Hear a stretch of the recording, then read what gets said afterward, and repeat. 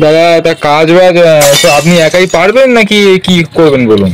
আরে বাবা, civil engineer কাজ তো এই সবাই প্ল্যান ট্যান দেয়, নামে বলে ভিতরে ঢুকলে সব আর কি এইসব কাজ আর কি বলবো বলো তো।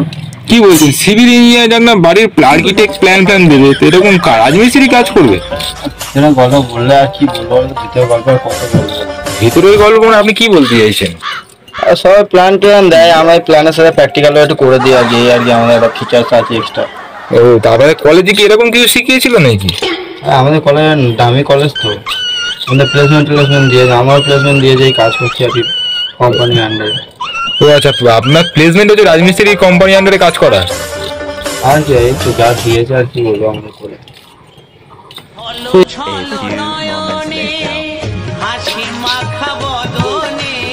মনের দুঃখের কথা বাইরে কি সব বলবো।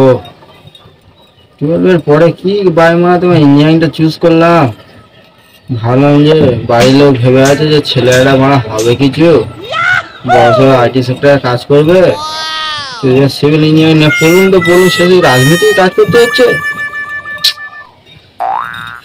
পাড়ায় সবাই জানে মানে সিভিল ইঞ্জিনিয়ারিং পড়ছে, চাকরি করার ছেলেরা তো বড় কিছু করে, আজকাল আমার সম্মান বলে কিছু রইল না মারা। কিন্তু আমার তো ভর্তি হয়েছিল ইঞ্জিনিয়ারিং কলেজে মারা, তার চেয়ে জোয়ারে কাজ করলে ভালো হতো মারা, সেই করতে হচ্ছে এখন, আর তখন হতো বাবা টাউলে না গাঁ ঢুকে রেখেছিল 5 লাখ টাকা খরচ করে।